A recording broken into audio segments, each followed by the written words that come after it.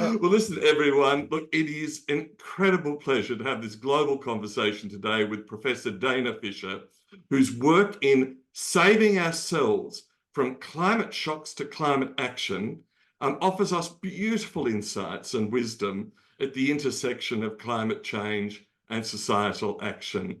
So welcome, Dana. Thank you so much for having me. It's wonderful to meet all of you.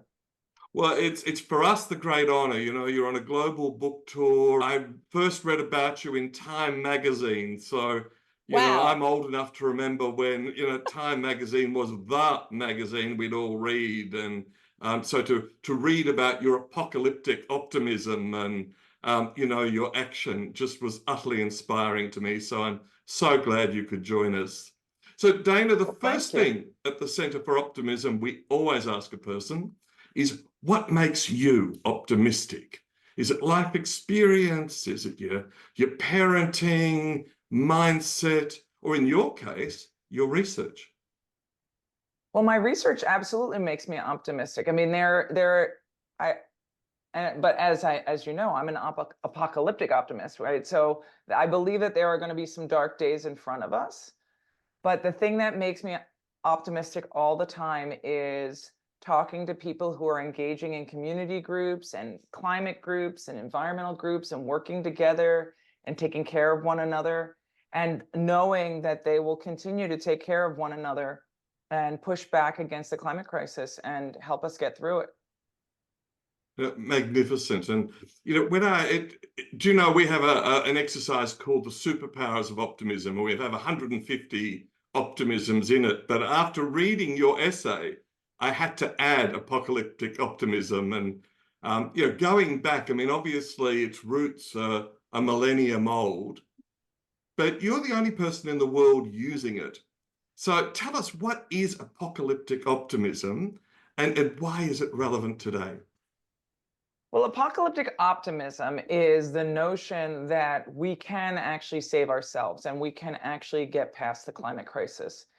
But it will come after suffering, and it will come after a period that mobilizes people through a universalized sense of risk and the experience of personally feeling the climate crisis. And that is all of these ways that I mean, this is why my book is called From Climate Shocks to Climate Action, because all of the ways that people are experiencing climate shocks today. I know you've been having some very hot time right now in Australia, correct?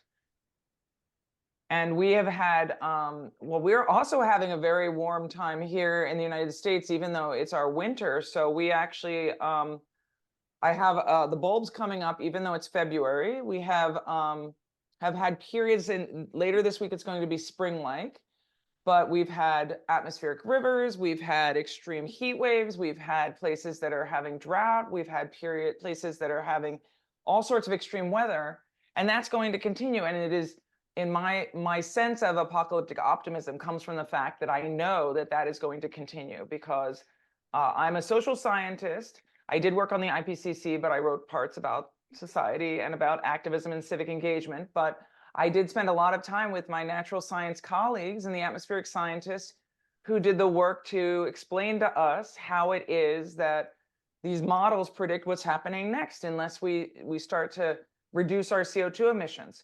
And we haven't, not in any way that matters yet. And as a result, I know what's coming because I believe the science, and I've experienced, you know, the beginning of it here.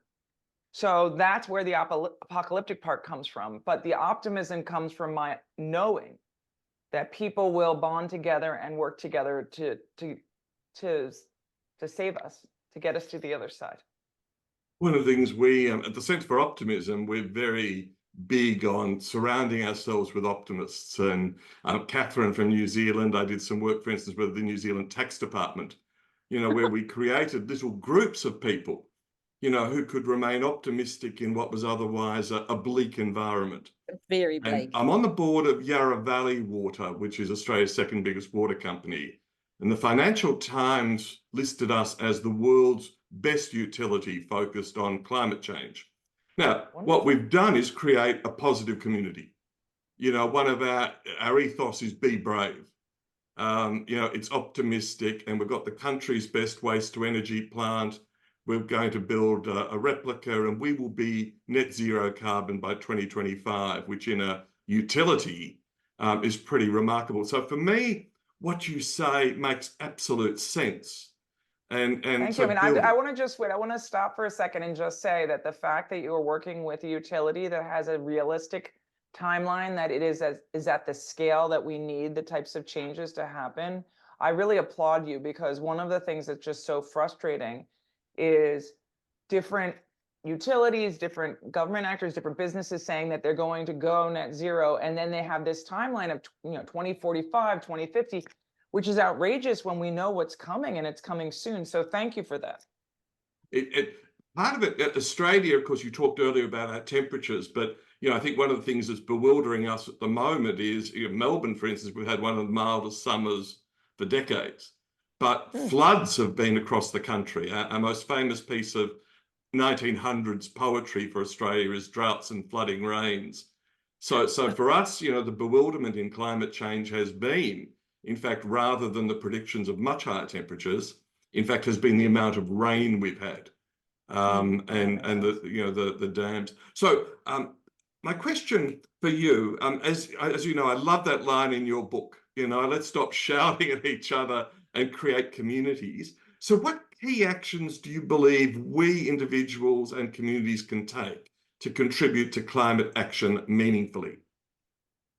So my book ends with 3 specific suggestions. 2 of them are for people who want to engage as activists, and 1 is for the general people. So I'll go through all 3. The first one is specifically to the activists, and I've been doing a lot of research, and the book talks about the people who are becoming increasingly confrontational and making up what we call the radical flank of the climate movement. And many of them are engaging in nonviolent civil disobedience. I know you have them down there just like we have them up here. And for people who are engaging in this type of activism, I say that we need to be creating community and solidarity. And there I talk about solidarity in terms of thinking through the ways that activists can work not just within the climate space, but work with people who are focused on justice and focused on systemic racism and focused on labor issues. And it is that kind of connection and solidarity that is needed to find a common ground. So that's number 1. Number 2 is actually leaning into capitalizing on what I call moral shocks, including violence. And that is specifically for the activists who are engaging in this confrontational activism.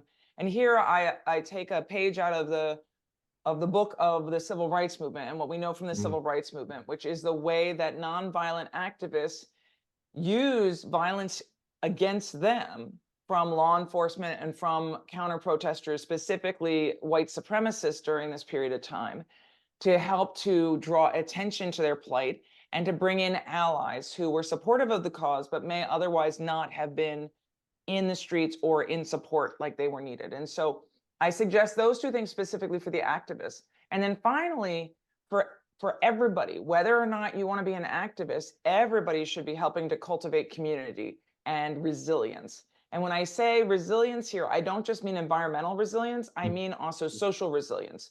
And social resilience is all about, so environmental resilience, we all know about this, it's about making sure that we can handle floods and we can weatherproof, and we can, build storm walls, we can create more permeable surfaces for handling floods, et cetera, deal with droughts in different ways. But social resilience involves all of us working together to support one another.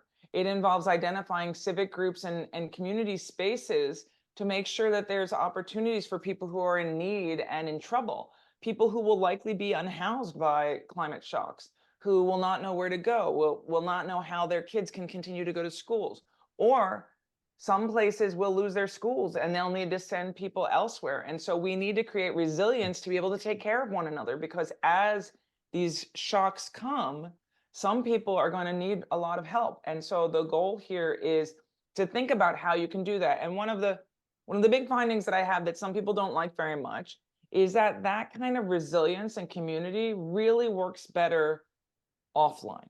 Which is not to say that I don't appreciate that we're able to talk and meet and communicate and have this conversation over Zoom. I think that's wonderful. I also think it's great how activists have been able to find one another when they live in small towns and find people who have the similar interests to them. That's wonderful.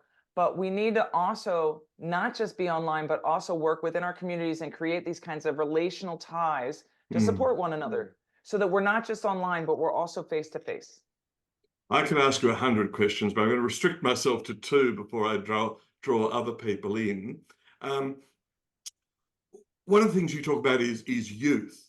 And I had the opportunity a couple of years ago, the Dalai Lama convened a small group of us, and he said, look, the most important thing you can do for young people is preserve their optimism and their hope. But you can't tell them to be optimistic or hopeful. You have to model it. And I think you do that exquisitely. But what I really found interesting in your both interviews and in the book is you're talking about older people, and instead of older people being a crisis and aged care being a crisis, you talk about the resource that is the grandmothers. Of course, I would add grandfathers as well. Of course, climate grannies and the climate grandpas, both of them. I mean, one of the things that I have found really interesting that I also think the media does not want to focus on because it's not as appealing perhaps as talking about young people is the way that when we go out and look at, and I do a lot of research at protests and where there are spaces where activism is taking place, and I actually survey the activists. So I get a sense of the demographics as well as the motivations, as well as the histories of the people who are involved. But when I do that, one of the things that's been very interesting in the past few years is how bimodal the data are. What I mean by that is we have a lot of young people, and then we don't have a lot of people who look like me, because all of us are at home taking care of our kids. And then you have a lot of older people out in the streets. And one of the things that's so fascinating when I talk to them is I say, so tell me about what motivated you to come out in the streets. And they said, I was in the streets before in the environmental movement and civil rights movement, in the anti-war movement. And I'm out to provide support for young people today because we really contributed to this problem. We need to help solve it. And I think that, older people need to be continuing to support young people. And that is a way to provide optimism through your behavior instead of just saying, no, don't be depressed, right? No, spot on. And yeah, look, I could go on. As I said, I just adore your work and I adore your writing.